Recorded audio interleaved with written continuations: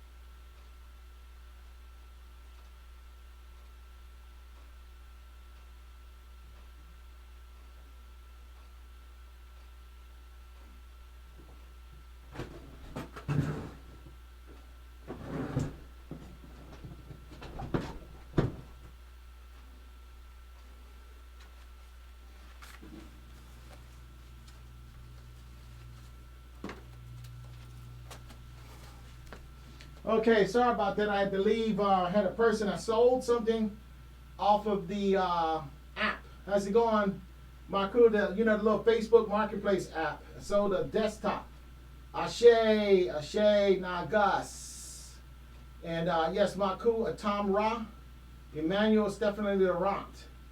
What's happening? So I hope I didn't miss anybody. So just to go over what I was going to do today, I'm going to paint a little bit. Then I'm going to paint one of my ancestors in oil onto a canvas. Just to break up the monotony, because a lot of this is kind of and the little details might be very subtle to see. I want to keep the art show kind of exciting. Keep a little bit of excitement rolling around. So in order to do that, I'm going to throw in another little small painting that I can kind of easily do on the side. And I might keep doing that, as I'm working on the big painting.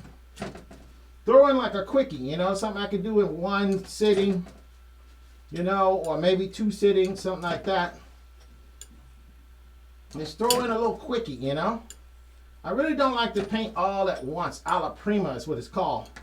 Wet on wet. I don't really like to paint that way because that's eliminating a lot of techniques working with oil that you could otherwise exploit.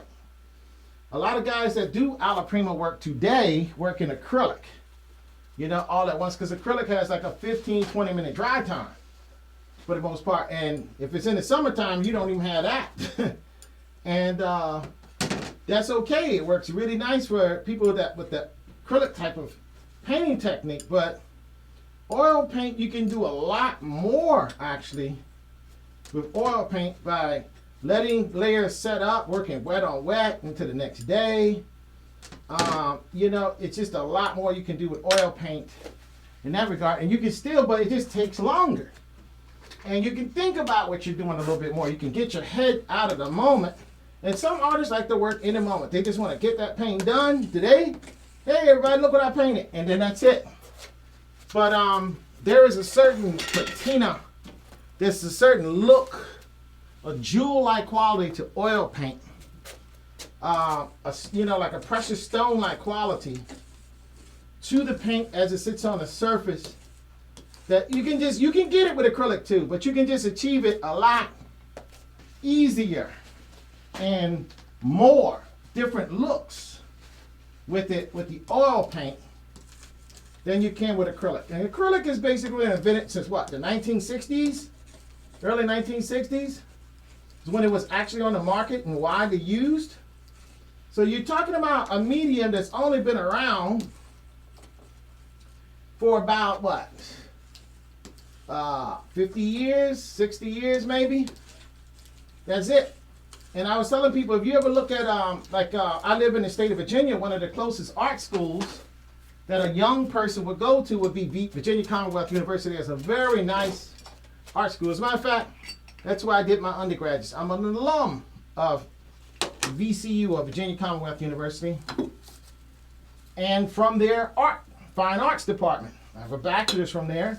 And I did my master's degree in Pratt Institute or Pratt University in Brooklyn, New York, in New York City.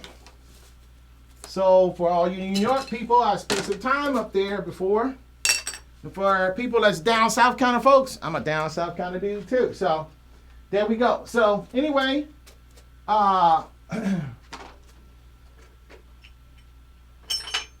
it's just a very good thing when you can take your time with your work, especially working in oil. You come back and just hit multiple layers.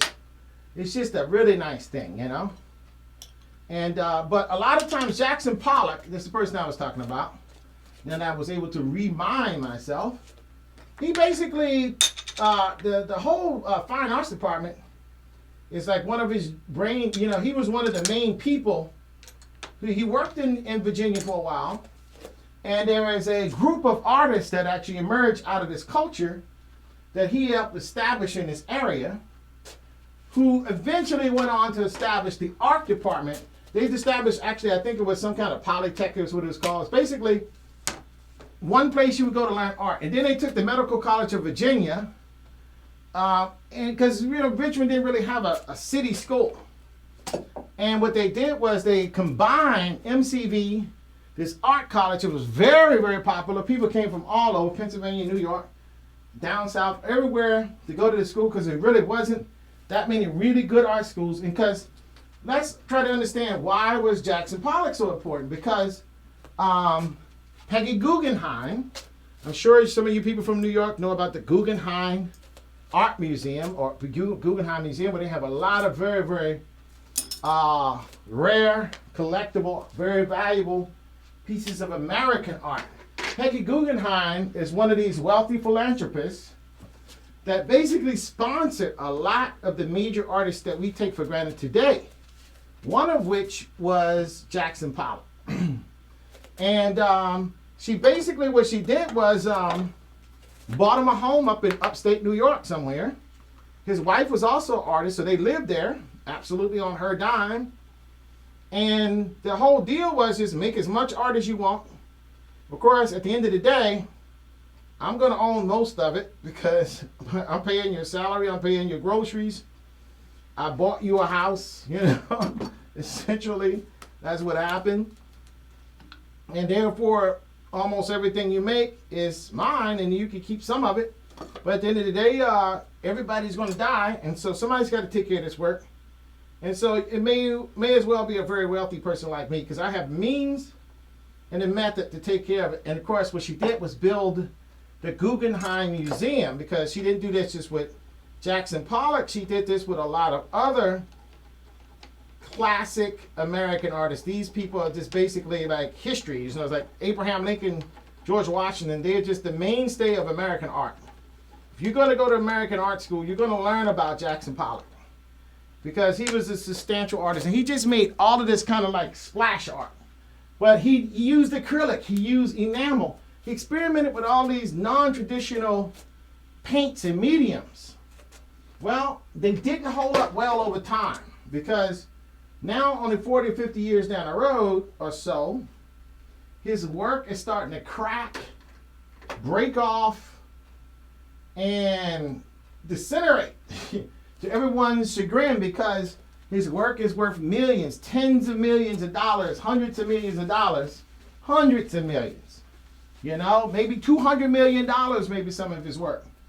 So when you have that kind of investment out there, the last thing you want to do is see it fall apart because now soon it's going to totally be gone and it's going to be worthless. I mean, it's not going to be a picture anymore and you're going to have nothing. And you can't sell it to somebody because they know it's disintegrating. So what the curators are doing, they're having a problem keeping certain artists who experimented too much work, you know, keeping it alive, you know, keeping the artwork so that you can go to a museum like the Guggenheim Museum and see the work that's 50 years old at the turn of, you know, right after World War I. You have all this art all of a sudden in the United States of America. So that's very important. And you got to thank certain forward-thinking people like Peggy Guggenheim for just being able to secure these artists so that they had nothing to worry about, no bills to worry about. Wouldn't that be nice if that would happen to most people? You know, you didn't have any bills. And it seems like what this thing with this coronavirus is doing, it may be providing that opportunity for a lot of folks. Because I've been hearing stuff like they're going to give you this, they're going to give you this. Well, why are they giving all this? Because they're getting ready to lose the airline industry, getting ready to lose a lot of major American industries, and they're going to need a bailout. That is your tax money. In other words, you're going to get up and you're going to go to work and you're going to earn a lot of money. And what people don't understand, labor, that's why I say slavery, people should be getting reparations because labor is very, very valuable. No, you don't have any skills. And say, what kind of skills do you have? I have absolutely none. And I wouldn't be ashamed of that. Well, you didn't pay attention in high school and all this kind of stuff. Well, I still wouldn't be ashamed of that. If you're a person who is willing to get up and go to work, that's a valuable person to society. It's an extremely valuable person. So if you had free labor when this country was developing You had a source of wealth. And it's pretty clear that that's the case even now because people can't go to work. Literally, they want to go to work. They're used to going to work. They're kind of programmed to go to work. And some other cultures, some other countries, they don't work the same as we do in America. I mean, we're some hardworking people over here. You can ask anybody who come over from a country that don't have a tradition of really, really, really hard work, which is a lot of countries, and they come over and say, oh my gosh, man, they work you like a Hebrew slave over here. And they do. And but a lot of us that's been here for multiple generations, well, Papa did that, Grandpapa did that, Great-Grandpapa did that, I'm going to do it, you know? And like I say, it does come down, kind of handed down from that survival. If you was white, you was the cabin way out in the middle of somewhere, and you learn how to forge for yourself. You learn how to make it happen. If you was black, you might have been underneath somebody's whip and getting jacked up, but you learn how to make stuff happen for this country. And so even if you weren't the one in charge of it, you certainly made a lot of stuff happen. And should you get reparations for that? I mean, now, you're not getting it. The people that did that and suffered that lived long ago. And they suffered tremendously. I know of people in my family. My Big Mom, we used to call her Big Mom, was sold back into slavery, actually. I'm going to do a painting of Big Mom, too, by her mother, another African-American woman, because she was too poor. This is in the 1800s. This was like, I'm now from Virginia, so a lot of our history, and my Aunt Alice, I'm not going to mention her last name because she's the type of person that probably would not want me to mention her name on social media or for the internet. But she is she's in her 80s now, in the upper 80s, was in the middle 80s. And so she knows this kind of stories, and she told me, and she kind of echoed I have another aunt that's probably would be older than her, in her 90s now, if she was still living, or maybe her very high 80s. And actually my grandmother, when I was in college, I couldn't even afford, at VCU, I couldn't even afford to stay in the dorm. I went over to my dad, says, you're 18 now, son, get out the house. All right? That was old school kind of black dads, you know. You're 18 now. You're on your own. You're a man. Get the heck out. So I heeded the command, so to speak. It was not the best transition. You know, I had my little drama over that, I guess, because I didn't understand, because all of a sudden life was kind of easy, you know, in the suburbs. And I was a smart kid, but all of a sudden, I'm thrown out to the wolves, you know? Thrown out literally to the wolves. So, but I didn't go that far because I landed right over my grandma's house. Always can depend on grandma, can't you? So anyway, make a long story short, I don't even know if everybody in my family knows. I think some people do know, but I'm going to go ahead and tell a story, you know? I don't care. So anyway, make a long story short, I didn't go that far. I didn't stay on the dorm because I couldn't afford it. All I could do was pay the tuition. Yes, I got a bunch of scholarships because I was a pretty smart guy in high school. You know, I don't know what happened to me after that, but in high school I was pretty daggone smart. I was getting all kinds of awards, and people was telling me, "Oh, you're gonna get this award because you're smart." I would say, I am? Yeah, we're going to give you this because you're a really good artist, too. I said, well, I kind of know that. I mean, I don't want to sound arrogant about it, but I kind of always been winning awards and stuff like that as an artist, you know. I was like the Henrico County, you know, first place in this and that and the other thing. So that was kind of going on for a long time, you know.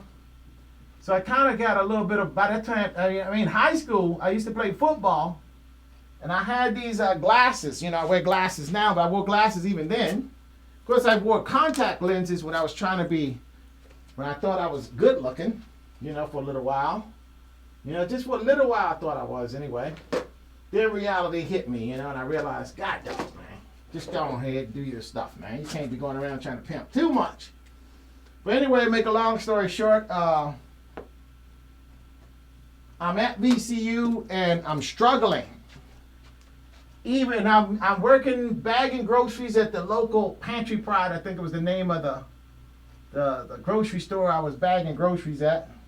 I was a real polite little fella, So the older ladies would see me and say, oh, what a cute little fella. Because I had a little baby face kind of dude, and I would smile really nice and sweet. And the older women just loved it. For some reason, these older women love my behind. Now, the younger women didn't give a doggone about me. But the old women seem to care about me a whole lot, which is kind of strange. I always wondered, why is that? Why did that happen? Why was that kind of stuff happening, So, I don't know. I guess that's the way life is, But, so I always had appreciation for older people. So, my Aunt Bernice was really, she was a school teacher. She had a master's degree. She was one of those blacks who was like the first to go to, historically black school. I think she went to Virginia State University, I believe. And then she went to another school, just a little bit more prestigious to get her master's degree. I don't know if she ever got a PhD or not, but she was one of these real smart black women back in the day, like in the 60s, she was very educated, very smart. She organized. Well, she's one of the people that got a lot of awareness because we already had a good family. We knew we had an interesting family tree, but she was one of the people that made sure you knew where you came from and who your folks were and where the pictures, where the photos are, where the paintings are, and all that stuff, where the land is, where the property is, and you knew exactly who you were. She was one of those people, and therefore I love my Aunt Brittany. She was just the most perfect aunt you could ever have on planet Earth. I mean, she was just a super cool, highly intelligent, back in the day, in the 50s kind of person. She was just that kind of a woman. And I've always had the utmost of respect for my Aunt Breeze. Now, she never had children of her own, but I went to stay with them. And that's how I learned about my Big Mom for the first time from my grandmother, her mother. And I said, what, Big Mom? Because I remember Big Mom, because I remember we used to go to Big Mom's house. We was young. My mom used to take us over there. My dad, he was a fireman, so they were all working. So mom didn't have nothing to do, so he'd round us up, put us in the car. Say, we're going to go see your Big Mom. So we'd go over there to see Big Mom. And at first, I don't want to go see no old lady. Because Big Mom had all these cats. I mean, just a boatload of cats over there all the time. Going down the stairs, going up the stairs. Little bowls with milk and stuff and cat food and whatever kind of food the cats eat. Sitting all over the place. But for the most part, they had that parlor. They had that living room that was always set up really nice. The formal room was always set up really, really nice. Really, really well taken care of, And that's where, she would entertain her friends and people that would come over.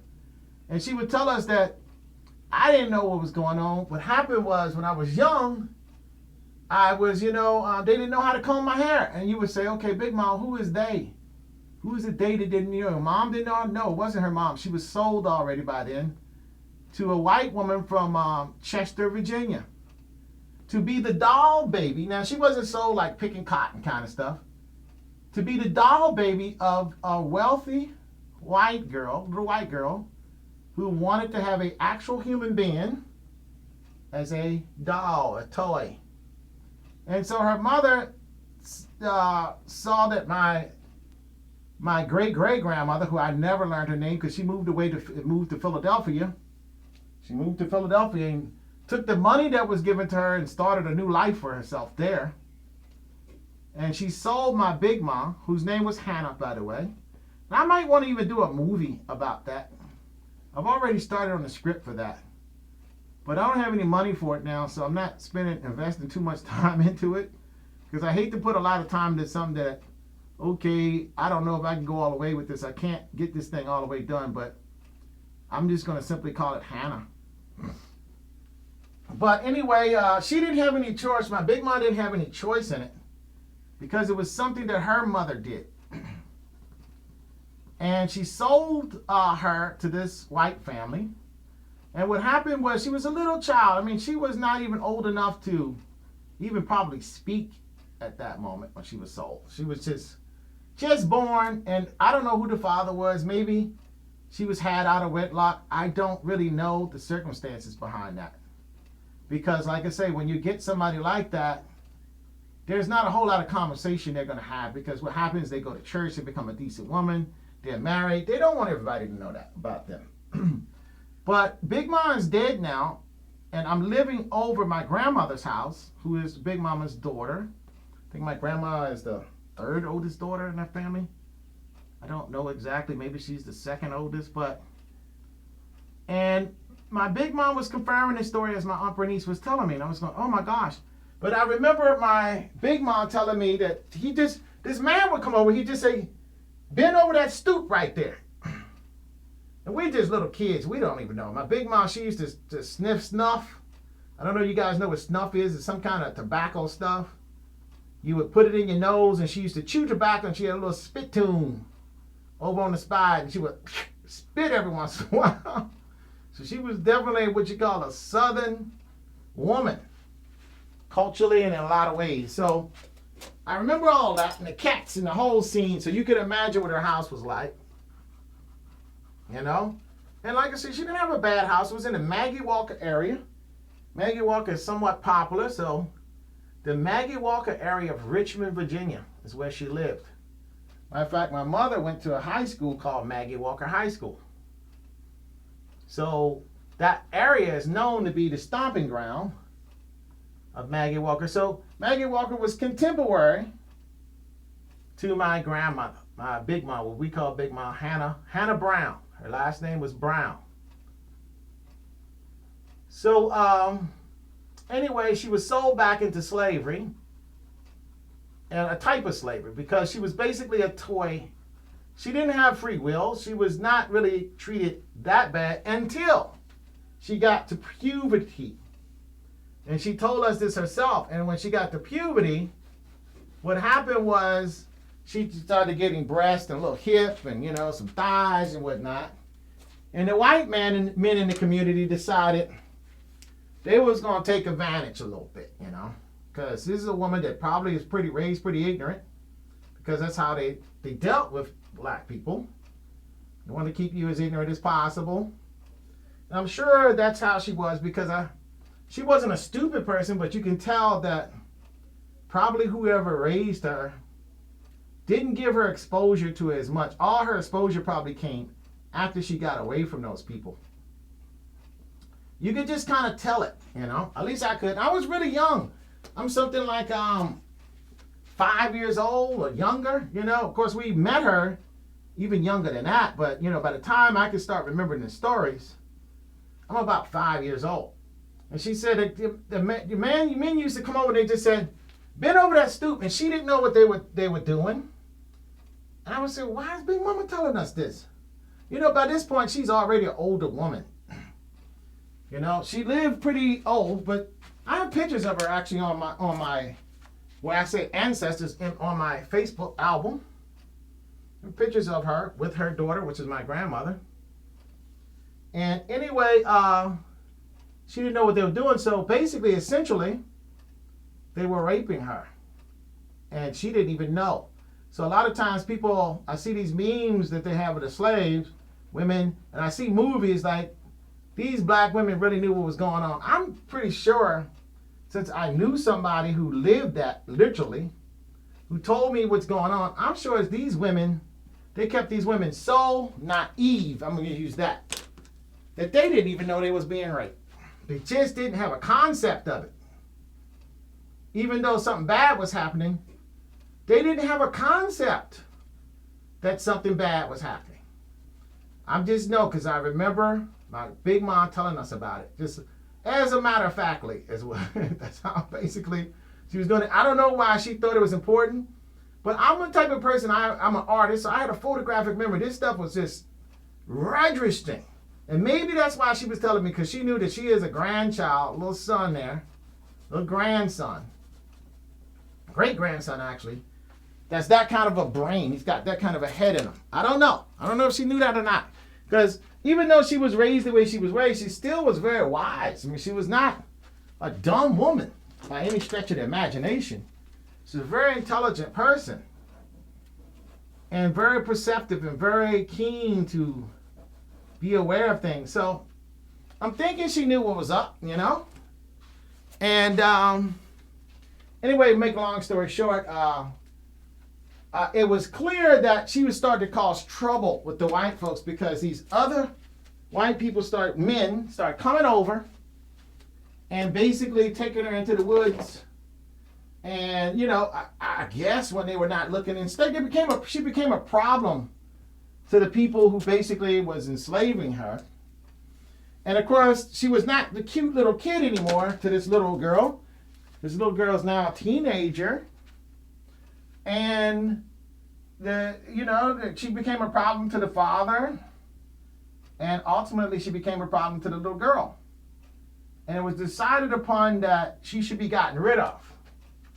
And she was dropped off in the city of Richmond as an orphan. That's what happened to her. With nothing. I mean, they didn't give her, in the Bible they said they gave Sarah and they gave Hagar a loaf of bread when Abraham dropped her off in the middle of the desert. I couldn't help to think when I read that passage of scripture, because I read the Bible like 6 times. I mean, a lot of times. I just read it like a storybook. I didn't read it like, skipping around like people study it, like you're going to go to theology school, or if you're in a Bible class in your local church or something. I didn't read it that way because I read history books in school. So I read it thinking it's history. I said, there's some messed up stuff in here. This sounds exactly like what the people did.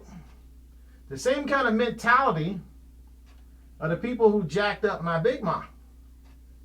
Didn't have to think that. It was just way too similar. It was just way too similar. And I know it's a different place, different time, different culture, but it seemed like the same culture to me. Because it's just way too similar. And anyway, make a long story short, she didn't have any hard feelings about anything, Big Mom. She really didn't. But at the same time, did it have some kind of mental effect on her? I believe so. Because when she had lost her husband was no longer living, and, it was just the grandkids and just us, you could tell that something was missing, That was her confidant. That was the person she derived, her force of living from, and things like that. And but all we knew was all the women, because the man had worked real hard. His name was Joseph Charles Brown. I have pictures of him. He looks a lot like Ken Norton. I mean, he was 6'6". He wasn't a little guy either. He was a big dude. You could tell he was very tall. He's sitting in a chair in the picture, but you could just look at how his limbs are built. You could tell that he was quite a physical specimen of a fella. In terms of his stature, in terms of probably his overall musculature. And the men in my family tend to be very, very big bone. I mean, I don't know if you can tell with me. I don't have big bones, but man, I remember I was doing some boxing when I was young, and I boxed this fella. I hit him in the mouth, and some blood started coming out of his mouth. And he was my friend. I said, oh my gosh, Bobby, I done jacked his daggone mouth up. Man, I didn't mean to do that because I was a nice guy. I didn't want to hurt him. But at the same time, I realized, well, it don't take a big, mighty blow from me to jack a dude up, a little guy's. Now, he wasn't that little. He was a little shorter than I am, I'm around in the neighborhood of 6 foot, a little bit over, a little bit, somewhere around there. Most of my cousins, though, about 6'6", 6'4", big dudes. I'm actually the little guy in my family. But my genes tend to get tall. at least in my gene pool, I should say, based on other people in my family, both on the Brown side and the Anderson side. That gentleman that I showed you, he was probably very tall too. So you have a tall grandfather marries a tall grandmother, and it's going to make a bunch of tall people. Very, very tall people. And so all of the women in my mother's family tend to be at least 5'10", 5'9", and a half, None of them I think is shorter than 5'8". And now my grandmother had a sister who is like two sisters married, two cousins. Because anyway, it was some good looking kind of mixed dudes. Then there was these black girls back in the day. That's my grandmother. And they were Native American, but the Native American people did not distinguish a whole lot of difference between, at least in my family, my particular family, between black and white and all that. I think that was more of a European type of thing. And they didn't have any problems. Now, this was during the time of the Depression, so I have to admit my grandfather's family, their farm was suffering.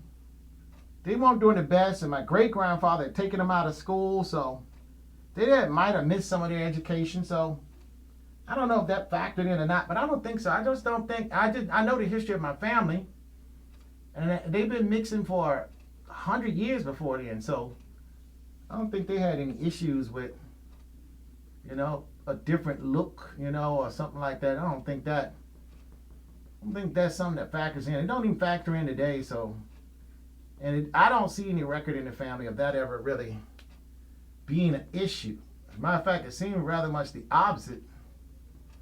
They almost would go after certain people for certain reasons, So, however, my grandmother married my grandfather's first cousin because they had a business. They were stonemasons. They were the guys that made all that fancy plaster you see in the roof of the ceilings of these Victorian homes. They actually had a business doing that in the city of Richmond. Half of the houses in the west end of Richmond was done by my great uncle Tommy Anderson. He was a very handsome fellow. He almost looked Italian. He was very, very handsome features, And even the people in his family today, the men tend to be very, very nice looking fellas, they got the nice looking dream strong in that family. In terms of the guys, now the girls are very good looking too. They got the little Pocahontas looking. I got a bunch of Pocahontas looking girls in my family.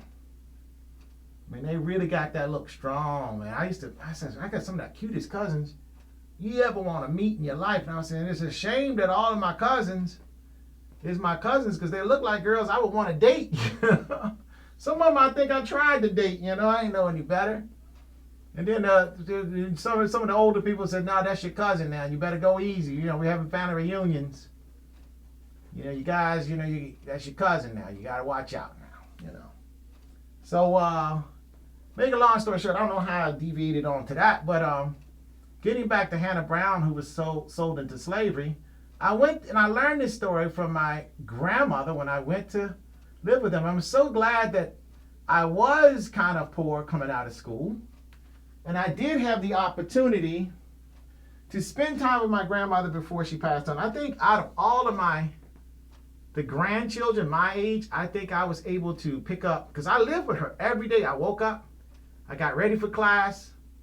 My grandma was great because she would, a lot of people fix bacon in the morning, and eggs. She would fix chicken and a biscuit and good food. She would fix the snaps and the kale, the vegetables. She was doing all that stuff. And of course, she knew I like meat, so she would throw the chicken in there. And but she could cook really, really well. And she treated me really nice. Of course, at this point, my grandfather had died already.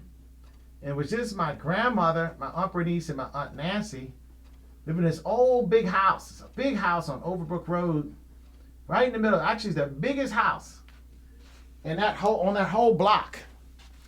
And just to let you know just how well my Aunt Bernice was doing back in the day.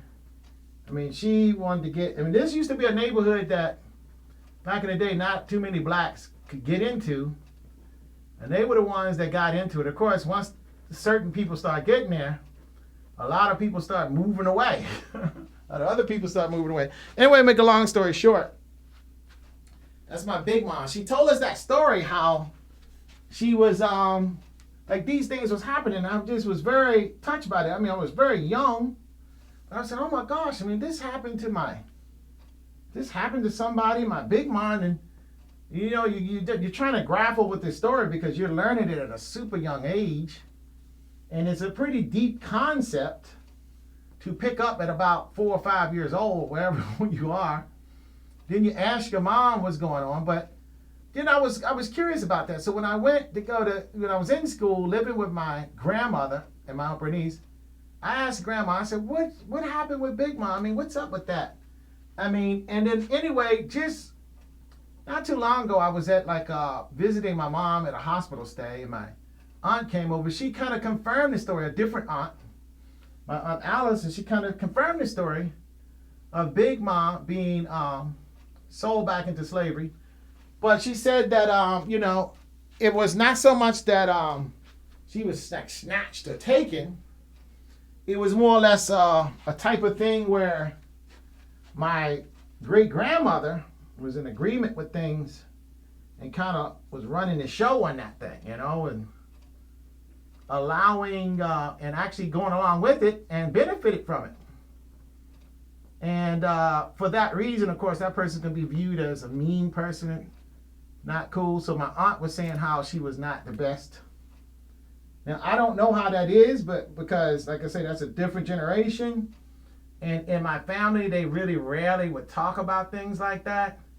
It's just now that everybody's older and they kind of know that I'm into the history of everything, I'm getting a lot of people kind of having conversations with me, you know, and type of conversations that we wouldn't have too much before in the past.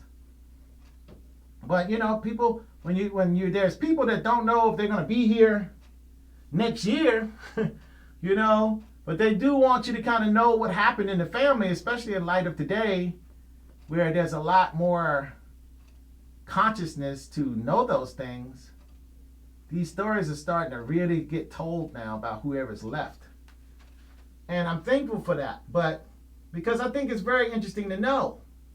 And so, did we know people who suffered from the effects of slavery? And I'm a living person. I'm here right now. I'm not that old. In my lifetime, do I know somebody who suffered from slavery? And the answer to that question is yes.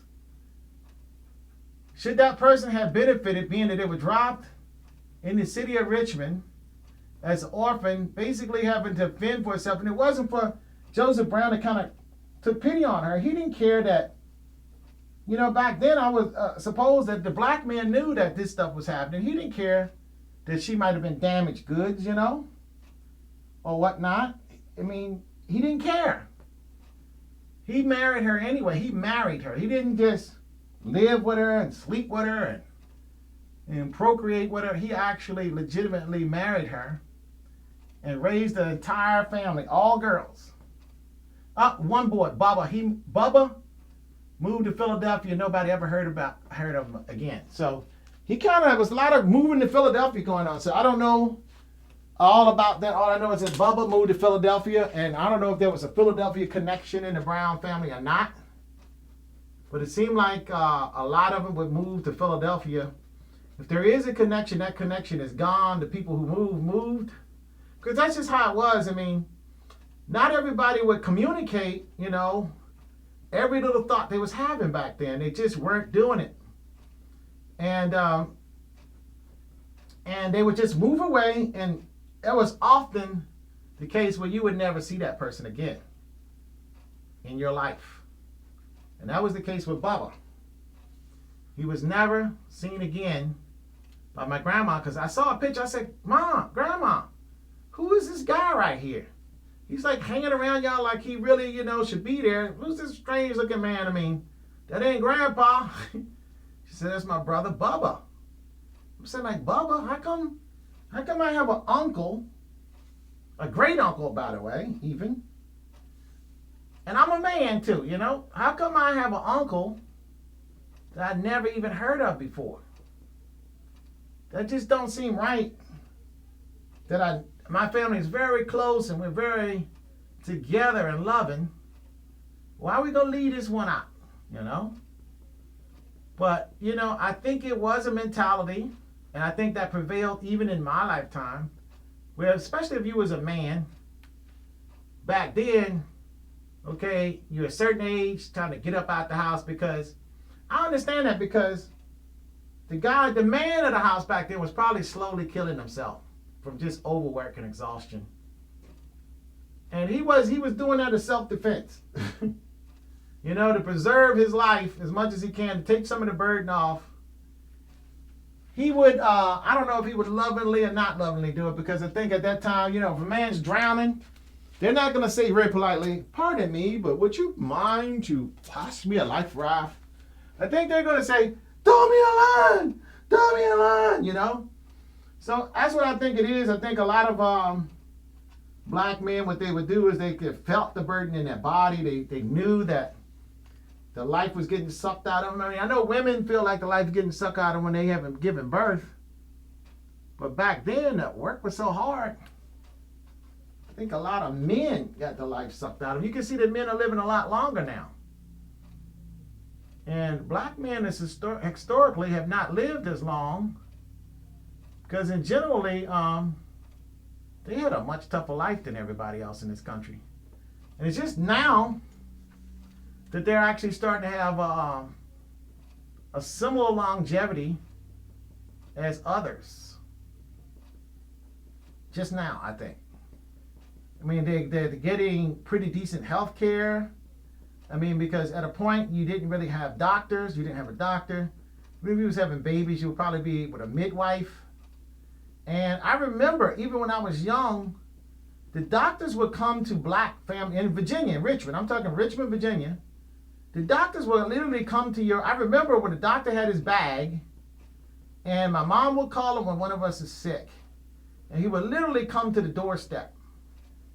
He would come into the living room, and the kids would come out of the bedroom, wherever they are, sick. And I mean, because we had the chicken pox, the measles, you know, talking about pandemics and stuff. The chicken pox and the measles was going along. And the mumps, black folks just got all that stuff. We just got it. Because poor people was on the front line. They couldn't afford, like now, to miss a few days from work, or miss a couple of weeks, or miss even a couple of months. Back then, it was much easier for people to do. Nowadays, nobody can do that.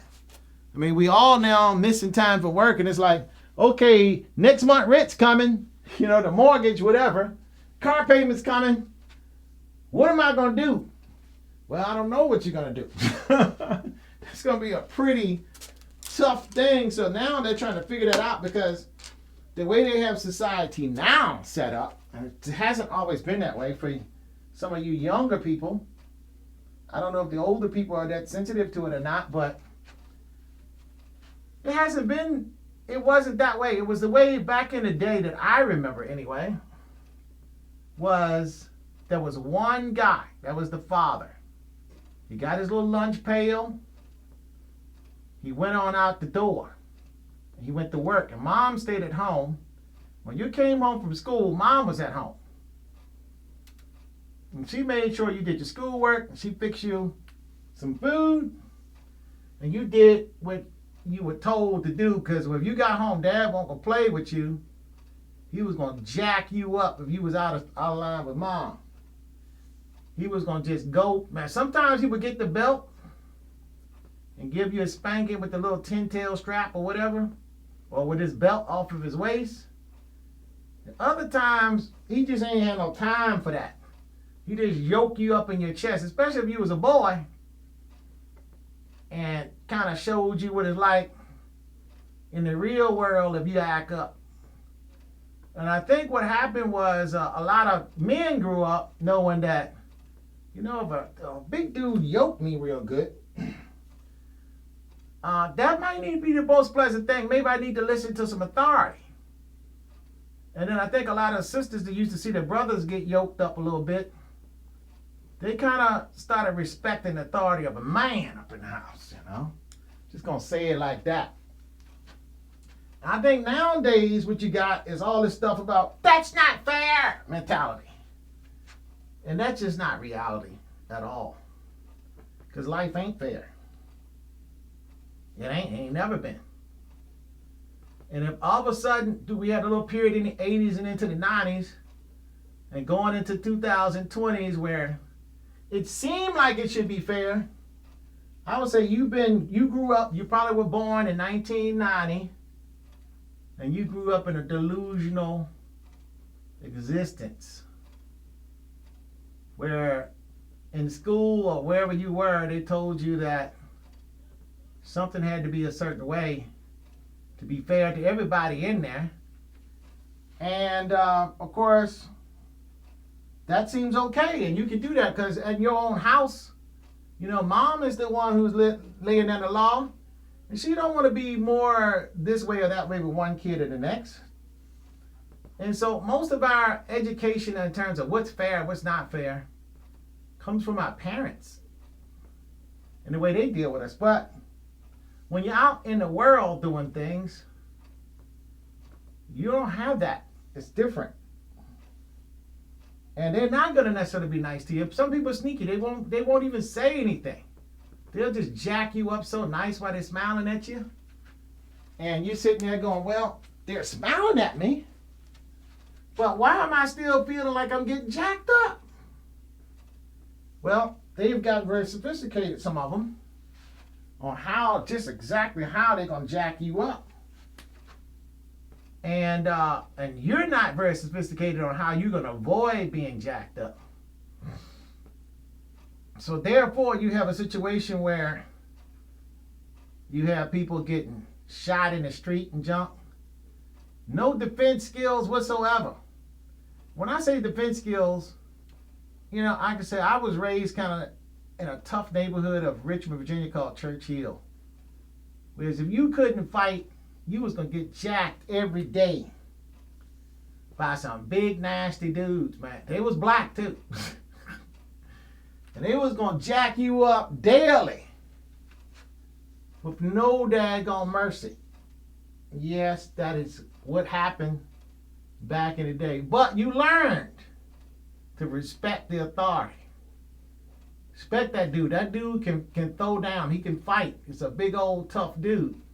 Of course, nowadays people got guns and stuff. It's getting kind of crazy. And they say, okay, I'm tired of getting jacked up by this big muscle-bound cat here. So I'm gonna shoot him.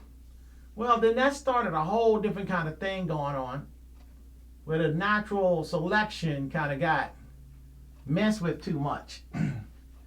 And what happened is you have situations now where people don't respect authority. And authority is basically the dude with the... Well, authority is also the dude with the gun is the boss. So if the policeman got a gun and you don't, just know that cat's the boss. That's all to it. He can talk to you any kind of way he want to. Ain't nothing you can do about it but grin and bear it. Say, officer, yes, I would not do that again. I'm sorry. Give me my ticket. Let me go home. Matter of fact, don't even say that. Just whatever he say, just agree with him. I mean, if he's doing something like he's gonna just drag you somewhere and hang you or something, oh yeah, well then you need to do something else then. But for the most part, don't try to buck the system too much. You're gonna lose. He got tasers, he got guns, he got a radio. Most importantly, he got a radio. Well, other dudes is gonna show up and help him jack you up. Matter of fact, if he don't jack you up, they might think he's a little bit weak. So when they show up, he gonna really have to jack you up now because he was trying to go easy on you. That's how they lost control in the first place. They'll sit around in the locker room and they'll talk about, yeah, see the problem is you're too soft on them. And you need to do this next time, or we ain't gonna come to your rescue. So that dude, he's out there with another situation with another brother. So that's why a lot of people getting tased. They don't understand the dynamic behind that thing. Because they ain't gonna talk to you about that, because that's dynamics. And just like I was telling you about my big mom, the dynamics behind that. What are the reasons that people were sold back into slavery? It wasn't necessarily because they wanted a slave to pick cotton. They just wanted a doll to play with. They want some entertainment for their kid, so the kid wouldn't be bored. you know, and that part, that don't make a good movie. So those kind of slave stories never get told because they don't make good movies. It might be a little side story and a major story. But if you get all your history and all your knowledge from a movie, you pretty much in bad shape anyway. Because you ain't getting the whole story. You're just getting what you call caricatures of stories. Where somebody synopsized stuff for you and made it entertaining so that you will actually stay awake during the whole presentation of the story. And that's kind of sad that things are like that because we miss the truer history. So anyway, I have real history of people in my family. In my actual family, real history has happened. Real history has manifested itself. I don't have to read a history book because we can talk about this around the table at family gatherings. You know, like for example, in America, a lot of people do Thanksgivings, you know. I'm not a big fan of Thanksgiving. I can see it as the Native Americans were suffering, but other people was giving thanks because they was taking their stuff. You know, you know, being that I have Native American heritage, I'm not really that big on Thanksgiving anymore. But when I was coming up, yes, my family did the Thanksgiving thing, big time. Because after all, they're African American family. That's the prevailing culture. I'm not going to say my family is just African American, but the prevailing culture is African American. You know, the prevailing culture. What I mean by that is that if you was to speak with any of my cousins, most of their knowledge base would come from the mother who, most of the time, in my particular family, the men were Native Americans.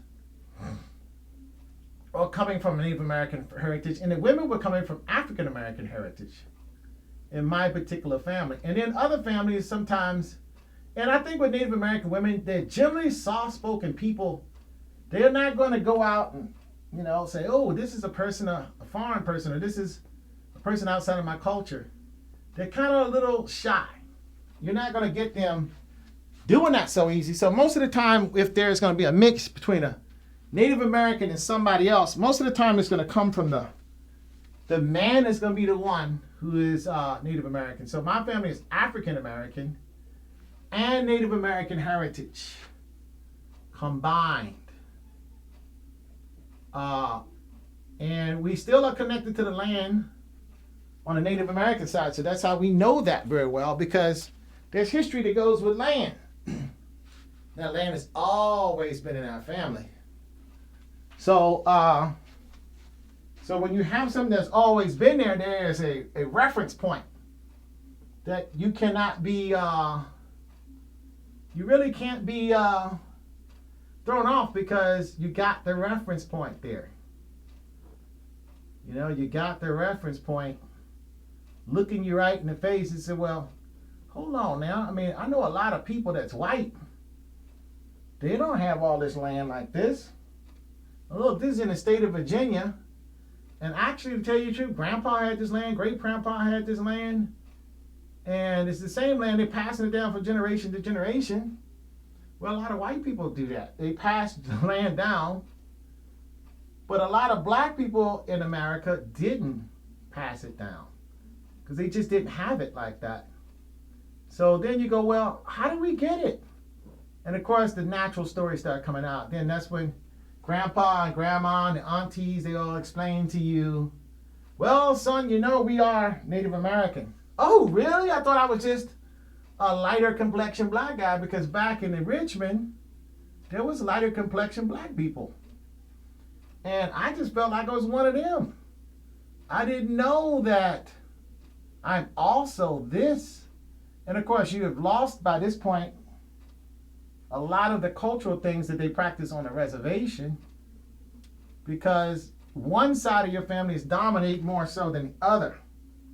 So the African American side is really running the show, you know, dominating. And so what happens, and it's a dominant culture. African American culture is a very, very dominant culture. Depends now. Some African American culture ain't so dominant. But in my particular family, it's a very strong African American culture. I mean, they know how to cook, they know how to decorate, they know how to clean, they know furniture, they know,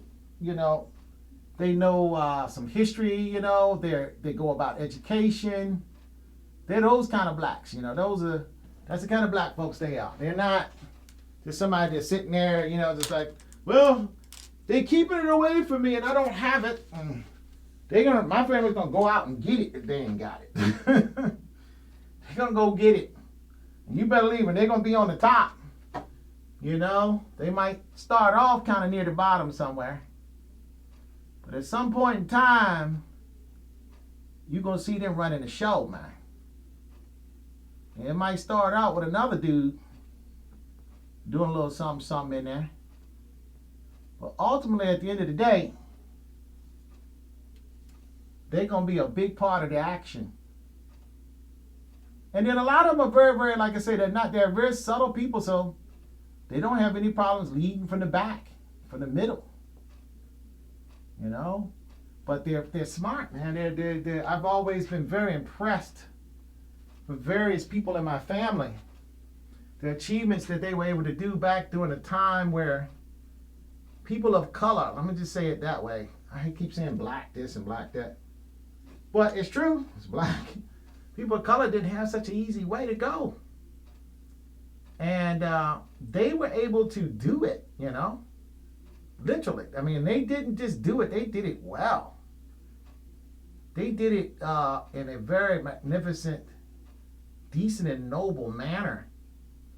And you can't help to look at that generation or that group of people who've done those things and just marvel at just how great they are for achieving that, and how grateful you are for them setting that example in the family for you. Give you something to go after, Give you something to go after too, because you have things that you want to do, You got things that you want to achieve for yourself. And you see that auntie did it, uncle did it. I have an uncle, he was in, my uncle was in the Korean War. I have great uncles who was in World War II. And they did some really spectacular things, I mean, African American troops was asked to do some pretty fantastic things without a whole lot of support. And they came through like champs, man. So, like I say, all my uncles, 2 of them is not here. One of them was in the Korean conflict. All of them was, the one that just recently died did 2 tours. These guys were some patriots of the patriots. In terms of patriotism, they didn't get a whole lot back from it. They didn't ask a whole lot back from it even. They kept a good attitude about it, though, A lot of people say, well, why are you going to support somebody who don't support us? Well, like I said before, they created their own support. They're landowners. They were not the bottom, they were the top. So they had something to go out there and protect. It wasn't like they were saying people was playing keep away. They figured out a way to get it, despite of some stuff. And I think that's the attitude that needs to prevail, I think, today. I think right now, we've already had a black president. Whether you agree with he done anything for us or not, he've achieved something. So you know what that tells me? That tells me that every single African American in this country can achieve whatever the heck they want to achieve. I'm going to just say it like that. So I'm going to put some emphasis on that thing. And if you're going around saying that this person got this sewn up and you can't never get it, I'm starting to suspect the individual like that. Because it seems like too easy of an excuse for you just not trying hard enough.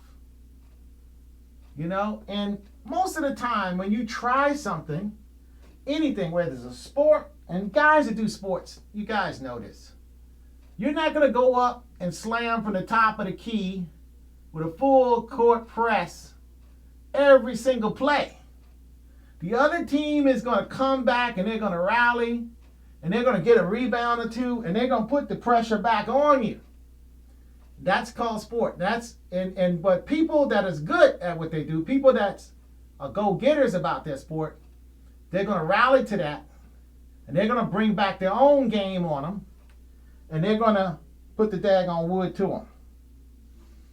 So if we do this in sports, why the heck we can't do it in business and just regular life achievements in sciences, in the arts, in every aspect of society? So as people of color, African American, I think at some time in the game here, because I think with some people it is a game, and we're just complaining. And I understand it because I lived in the rural area. I've been exposed to the rural area, King William, Virginia. I've been exposed to the suburban area after I lived in the inner city. So inner city down south ain't the same as inner city in New York City. Well, I was in New York City because I did my graduate school in New York City where I was broke and poor. I was so hungry I had a 28-inch waist, not because I wanted to, not because I was on a diet. That's why I'm a little bit chubby now. I mean, I'm a little bit kind of thicker.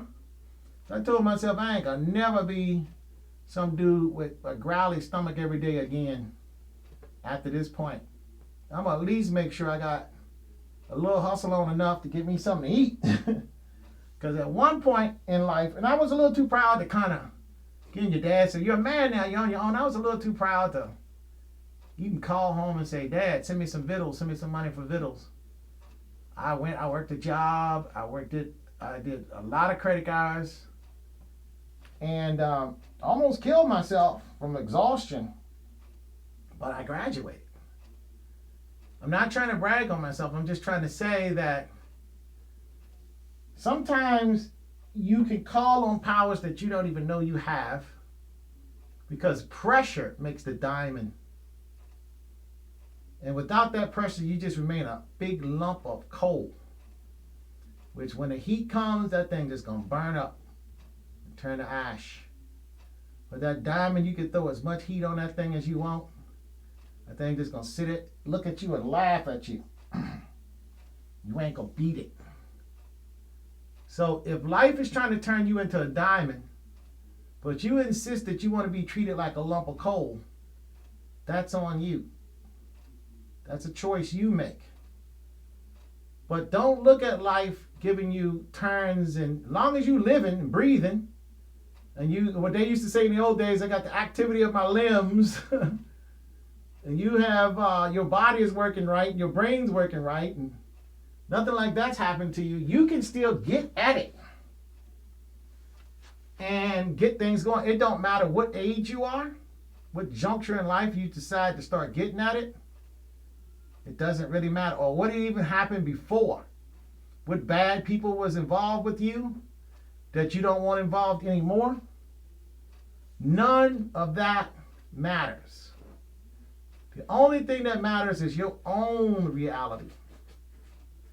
What is your reality?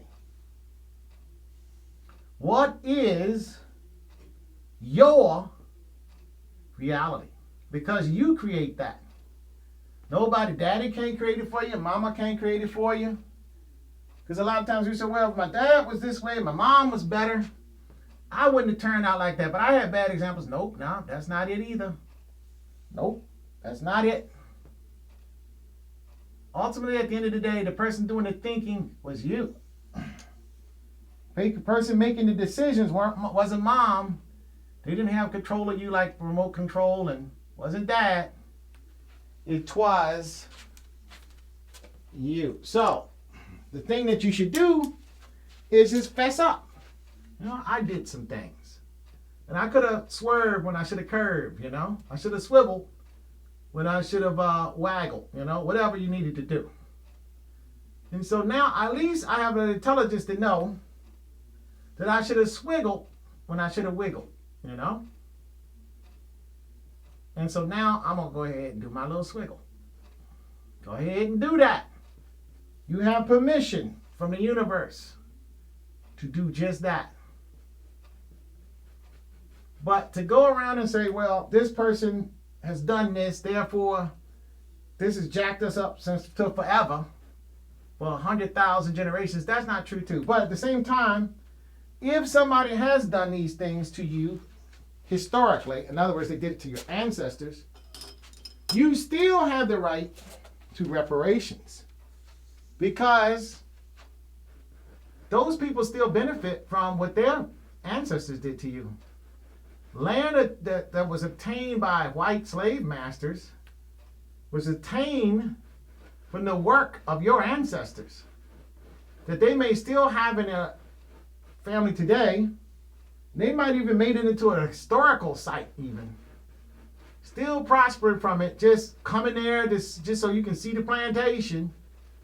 And you can see exactly, some slaves over there, they were suffering, but okay, that's over with. Well, no, they still benefiting, so you should benefit. So we're going to do a social restart with this coronavirus. I think it still should open up a dialogue at least, where all of these kind of issues can be addressed. Once and for all, this country can restart.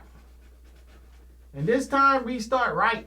We got a lot of different people in this country now. We don't just have, we used to call in the old days a salt and pepper country. That is no more. This country is a multinational country, whether we like it or not. It is. It is what it is. And those people are going to do what? Guess what? I'm a blended person from a blended ancestry. They're going to do the same thing. They're going to blend. It's just the way people are. You can't control who a person fall in love with. Even yourself, you can't. And then if you're going to be the type of individual that says, I'm going to disown you because you dealing with this individual, that's a bad person. That's not a good human being. And I think you're just creating future problems. It's just going to be kicked down the road for future generations to deal with.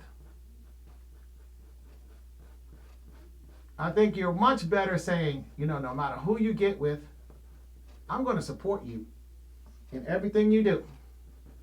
Because I raised you and I taught you everything I know. And I made my decisions and I have the convictions I have now. And you're going to have your convictions. And I'm going to say that if you have the same kind of brain that I have in me, ultimately at some date, you might make a good decision or make a decision that I approve of. But if you don't, I'm just going to have to live with it because I've lived my life and I own my life. And guess who owns their life? You own your own. So, with that said, I've been talking a whole lot of stuff that ain't got nothing to do with art. So, let me see. How's it going, Kamu? Jimmy Stars, Singa, Carvon Hughes, Safar Abdullah, what's up? Kai Creatus. How's it going, Kai Creatus? Kai Creatus is an artist in her own right. Emmanuel Stephanie Laurent. How are you doing, everybody? Glad you can be at my little time I'm having here painting. So what I've done here is I painted a couple of palm trees in. I accentuated this palm tree chunk here in the background. And there's some stuff that wasn't quite painted in that, a lot of times somebody compare me to say, well, you're kind of like Bob Ross. You're doing a lot of talking. Well, it's really easy to paint landscapes, trees, skies, water. You can see I'm doing it now. I'm barely even thinking about it because it's easy. You can do it in minutes, hours. So these guys that make one painting a day, they're doing landscapes and a little cabin in the woods. I hate to say it, it's a style of working. It looks good. People like it. And at the end of the day, it's whatever you like. If somebody buy that stuff, then that's good. Then you're an artist. It doesn't even matter what I think about it. But you have to compare apples to oranges. One type of work requires a heck of a lot more work than the other type. But then you say, well, look, I can do 100 paintings a year this way. You can only do 10. But at the end of the day, When those people who buy that little portrait or whatever it is from you die, that painting is not going to be observed by too many people. But if you do something masterful, and again, the key word here is masterful. Not going to say that I'm doing masterful work and other people aren't. But if you do something like what Leonardo da Vinci did, for example, or Michelangelo, or Raphael, people a long time from now are going to be still cherishing that work. They're going to still be holding on to that work. And whereas the people that was contemporary to those guys that was just doing some real basic stuff, those works were long either thrown in the trash or just allowed to deteriorate and are no longer with us. You can even go to periods in American history too, where you have certain artists that were painting kind of like cliche stuff. But who do you remember? Andy Warhol, Jasper Johns, de Kooning, Rothko, Motherwell. You remember the people who actually did work on a certain level. The figurative painters, Richard Estes, Chuck Close. Those are photorealistic painters. They did stuff on such a level. Of course, let's stick with the photorealistic because this is kind of like a figurative painting here. Or de Kooning, he's a figurative painter.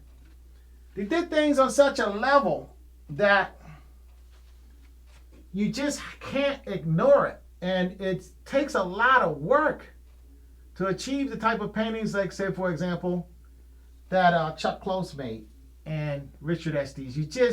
The average person just don't have the patience or the energy to go at something like that and get it done to the level that they're able to do it. So the work stays significant.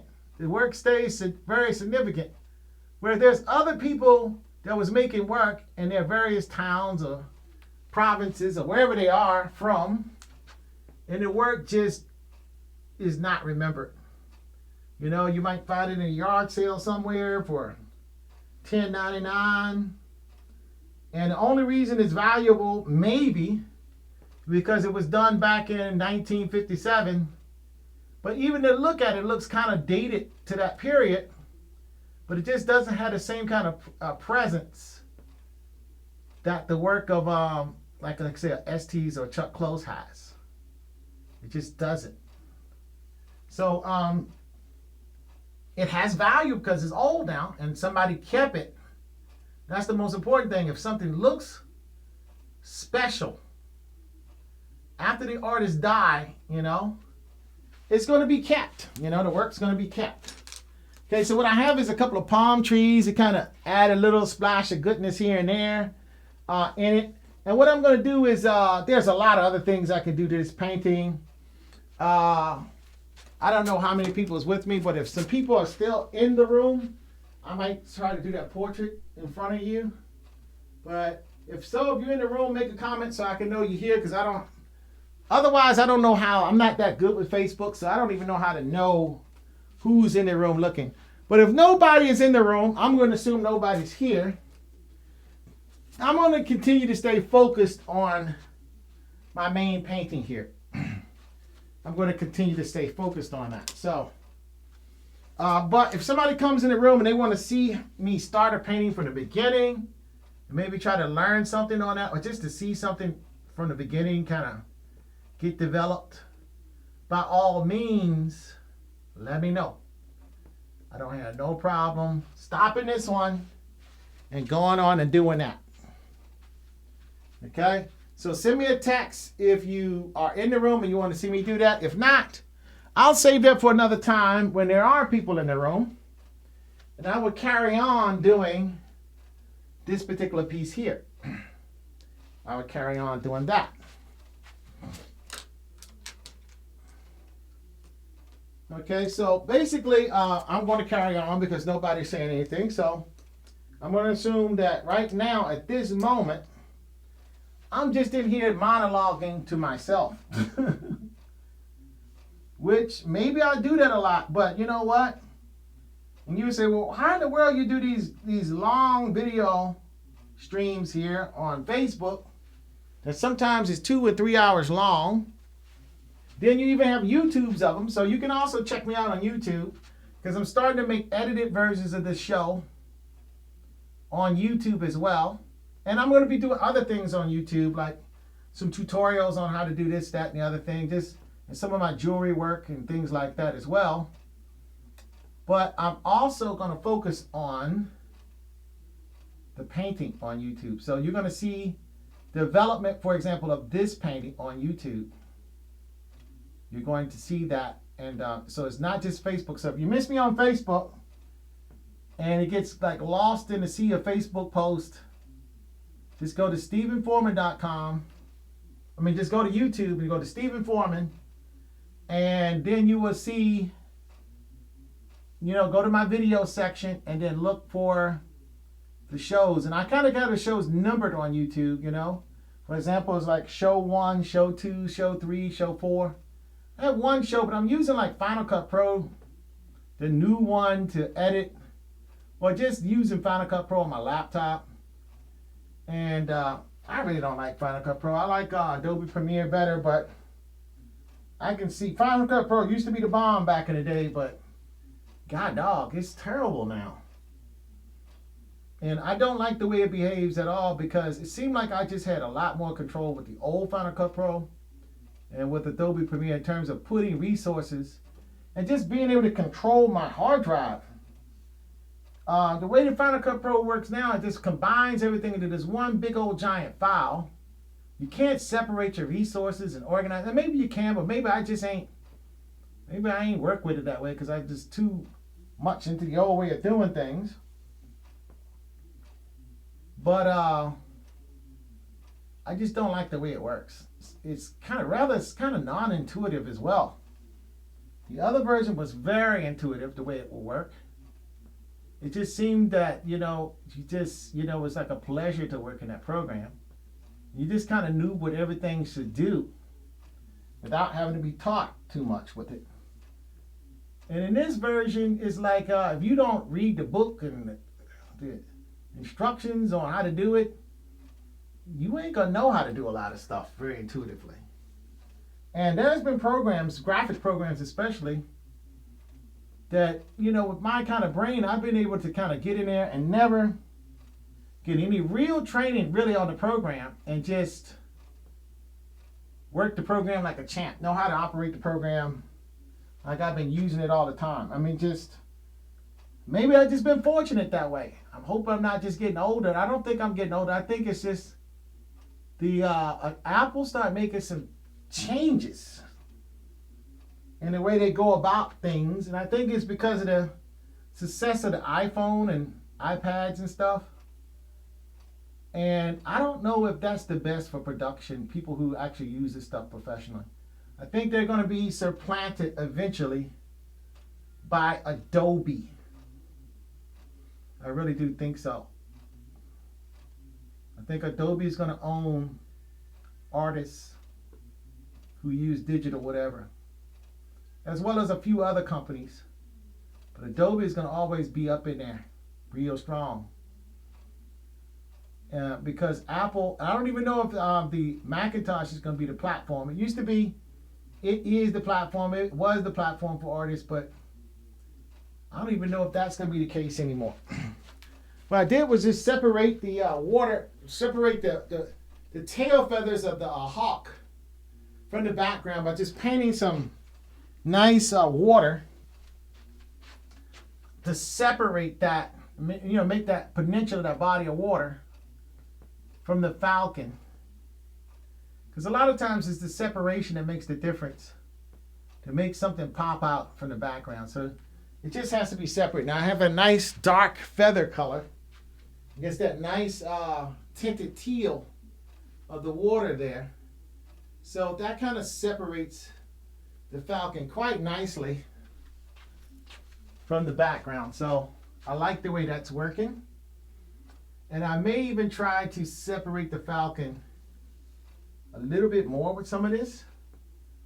At least just to kind of clean up the feathers some, to make the feathers more The tail feather is more pronounced. Okay, so I'm just going to make those a little bit more pronounced here by just painting the water into it a little bit. And that's going to just make a little bit better separation. I'm going to even take the shoreline up a little bit too, because underneath the wings I kind of want this to breathe some, especially in this bigger form size that I have now. I think it just needs to breathe a little bit more from the background.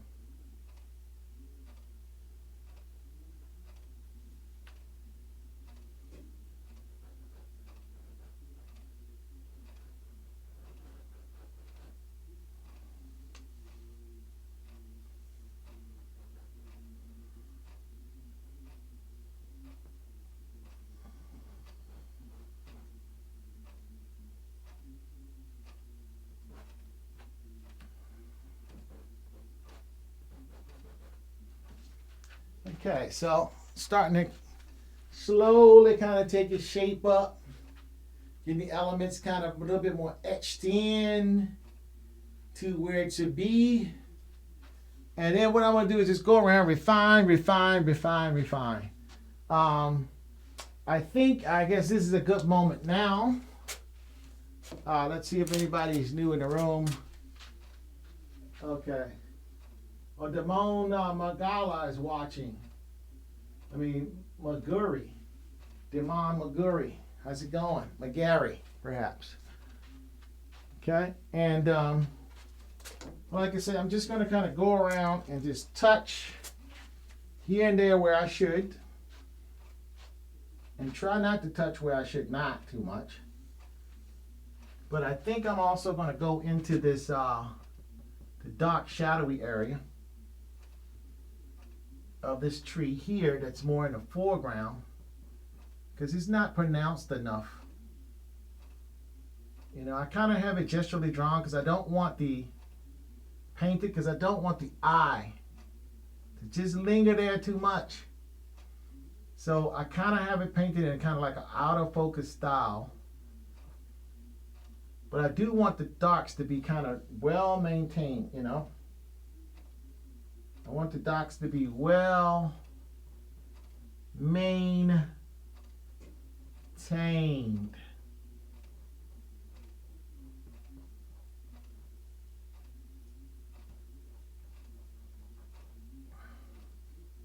Because without good darks, the lights don't make as much sense.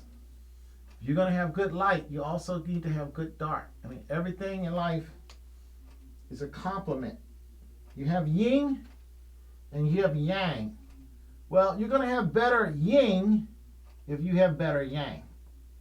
If you kind of have like sloppy yin, it's going to not let your yang be as nice. It's going to be sloppy also. So you want to have a little bit of each. You want to have a little bit of yin. You want to also have a little bit of yang as well. You want to have a little bit of both of those dudes, man. Because if you just have one or the other, but not a really nice combination, that can start to be a little bit, it look wispy and not there. And also, when you're making your illusion doesn't look as nice. The light doesn't look as realistic that you're creating. The sense of shadow does not look as realistic. So, and it just doesn't look as interesting. So, what you want to do is you want to paint in both your shadows and your highlights and your middle. You want the whole village there. There's no such a thing as this is the good people in the village and these are the bad. Because how do you know that the good is good if you don't have the bad to help you identify and define what's good? If everything is good, then that means there is no such a thing as good, because there is no bad for you to tell that it's good. So then it's just everything is kind of medium. Everything kind of doesn't really make any real sense because everything is good, right? Everything is good. So, in other words, if you want to have good, you must also have bad, so you can know what is good and you can know what is not good. Otherwise, if you only had bad, you would not know what is good. I know that sounds kind of weird, but think about it a little bit. People who have lived through bad can easily tell you what they want, what they don't want. Because you know why? They already seen the worst of it. And so they know. And a person who's kind of naive, that's a definition of naive. The person who is naive, they're naive. And the reason they're naive is because they just don't even know that they should stay away from certain things. They just don't have that built into their brain because that's not part of their experience. They have not experienced bad before. They've only experienced good. That's why I think it's not good that people experience only good. Because when you experience only good, you can't appreciate the good as much. You take it for granted. Because all you know is good. It's all good all the time. So it doesn't really have the same value to you. And then so finally, when bad stuff starts happening to you, you go, oh my gosh, man, when I had it this way, it was so nice. And you didn't really understand just how nice it was, but you had to have that bad stuff to happen for you to understand exactly how nice this stuff is now that it's happening good. Oh, this is so nice, you know? It's so nice. You're so nice to me. Why are you saying you're so nice to me? Because it was not nice to you before. It was pretty jacked up bad. So when you see something nice, you know, you have a tendency to go for it because you already know how bad that thing can be. I mean, first-hand knowledge. This can be jacked up. You know? So don't nobody have to explain that. They don't have to give you a dissertation on it. So that you can actually get the fruition on that thing, you know? You absolutely understand. Well, you know, this could be this way, but it's actually this way. So, but I'm so grateful that it is this way because if it was that way, I wouldn't be whatever. So in order to be able to evaluate that, you have to know both situations. You'll want to know both situations. Okay, so now we got some nice little bushy palm trees happening, kind of splashing around a little bit. And again, you know, I kind of go to some darks. I go some highlights, and then I go back to the middle tone. I go to the middle too. That's the fulcrum. That's the part in the middle that holds it all together. So you want that too. You want your little splashes of middle. Because if you got too many highlights and too many darks, that's not as harmonious. You know, harmony is when you just have just the right. You know, I like to watch these people sing, you know. I really like the kind of singers that can really start off with one mood. The song starts out with this one mood that's kind of like, okay, this is kind of a little bit more of a dark place here. Then by the time they hit certain notes and they get to a whole different other chapter of a mood, they transform you emotionally into something else. And a lot of times as a listener, you're not expecting that. You're just not expecting it. And all of a sudden you have an emotional moment about that song. Good singers tend to be able to do that. You know, especially ballad singers, you know, people who sing that kind of style. They really are playing with your emotions big time. And they're just, and the song is undulating and it's making you feel a certain kind of way about something. You go, oh my gosh, I'm going to the seventh heaven here. And I don't even know why, because this person is just singing a song. And this is a really good singer. So that's an artist. You know, that person knows contrast. The person understands that.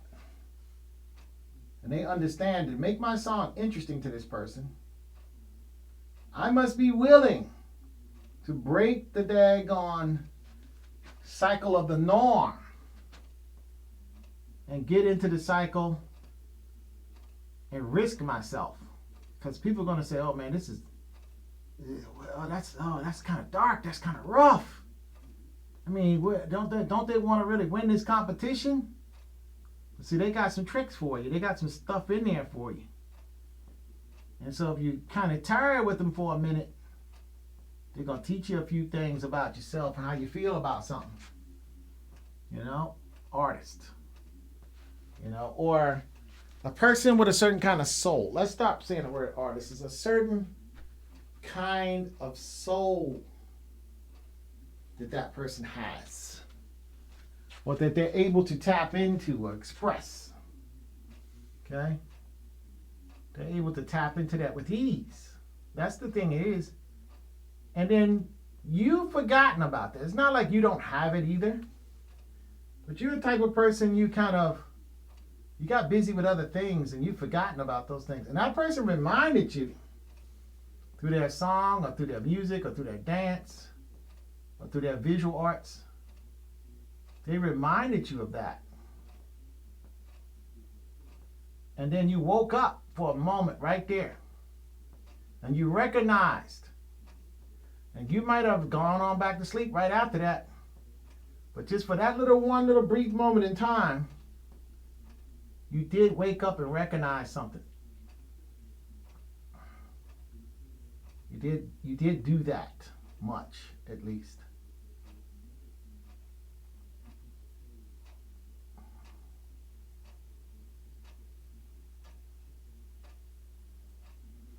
Okay, so anyway, I'm just kind of going around, doing some little things here and there in certain areas. I kind of been working with the foliage a little bit today. I worked with the water a little bit. I cleaned up some areas around the falcon. Okay, now what I'm going to do is start getting into some of this gnarly nook here in her throne, because there's some issues in that I been wanting to address for a while. For whatever reason, I haven't addressed it. And so now I want to get in there and deal with it.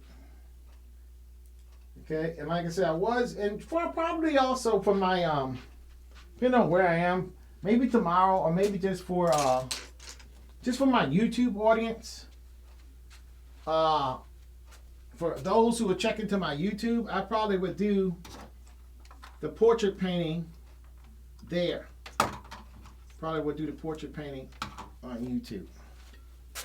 Since I don't really have that many people live on Facebook now, maybe you'll see the post edit, because I need 1,000 people so I can go live on the YouTube. But I don't quite have that yet, so it is what it is. Okay, so I'm going to go and do some things with this throne now. And then I'm going to do some things with this chair. And I think that chair, I think I need to do a little something on that too. So I can get a better view of that. And yeah, I think, sometimes they have these programs and, these computers that we're using now, as opposed to traditional tools. Traditional tools just work. They just work. The computer stuff is slick, it's nice, it's dandy and all, but sometimes it just bugs in the program. The program just don't work right, or you're wasting time. You could do it faster, but then the programs keep crashing, hiccuping, and all these little weird things happen. Whereas if you're painting, that doesn't happen. I mean, if you're doing traditional art, you don't get the problem. I mean, if you mess up, you did it. And you can either paint over it, wipe it off, or let it dry and paint over it the next day, whatever. But you can fix it, you know? When you're doing digital stuff, a lot of it is based on the guy or girl or whoever it is that created your created the app, that created the program that you're using. So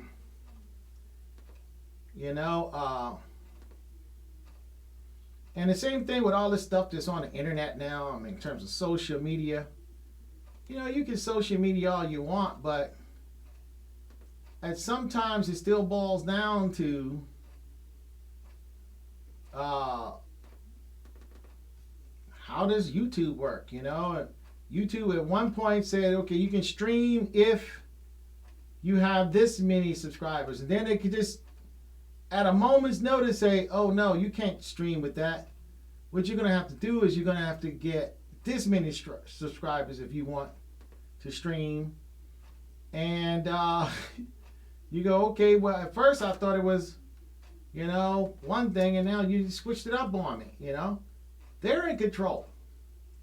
And if you're going to try to do like a business with that, where, okay, this is how I'm going to go after people to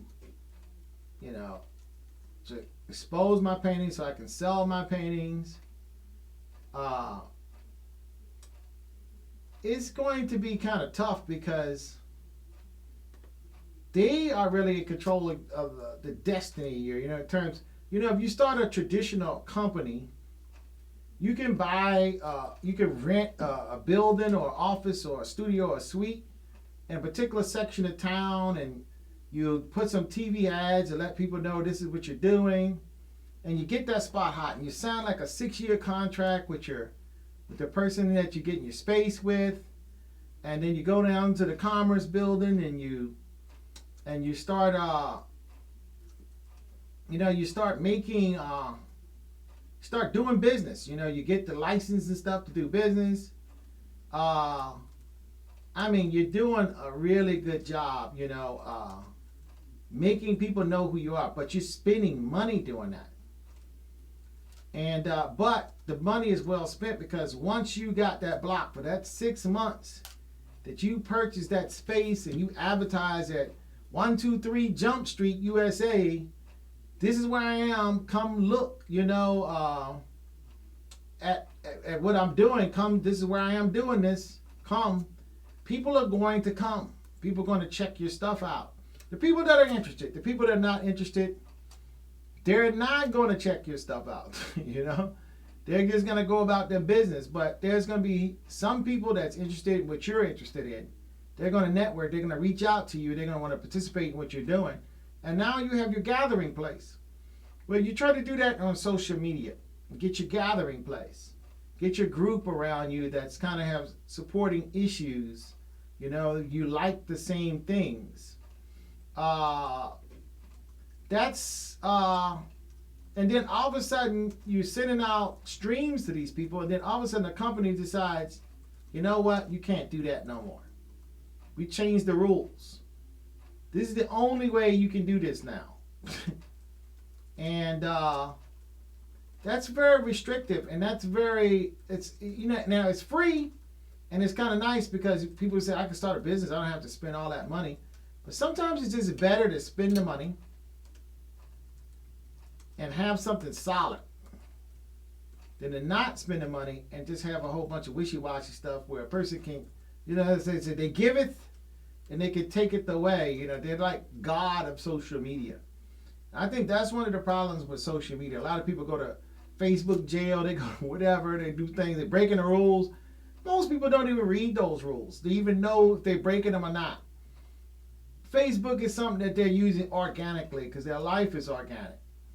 And people don't read little fine prints as natural. That's very unnatural.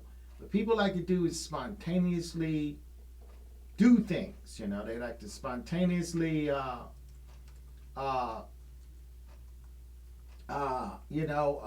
function, And what happens, they get in trouble and they get locked out for 30 days, they get locked out for a month or indefinitely.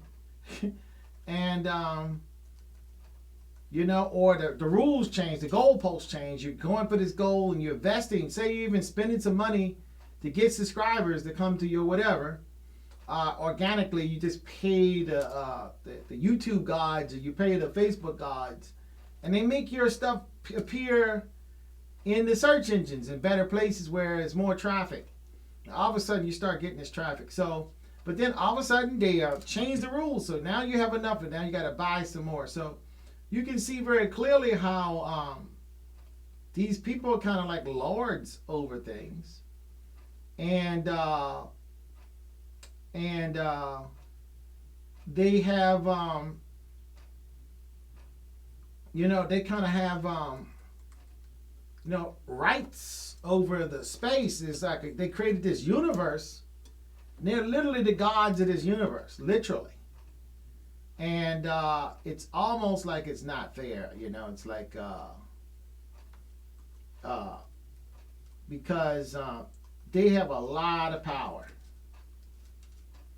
and because they were the first ones to jump on the technology, should they be the ones who just basically be able to dominate this technology forever and ever? Amen. I just don't think so. I don't think they should be able to do that. I think that the playing field needs to be leveled so everybody can get in on this. There should be more than one version of a social media like Facebook. I do know they got Instagram, but it should function a lot like Facebook. Facebook it's got a good system now. Somebody invented that, but it's still a platform that competitors need to get in and deal with Facebook so that there's other people to give you more options.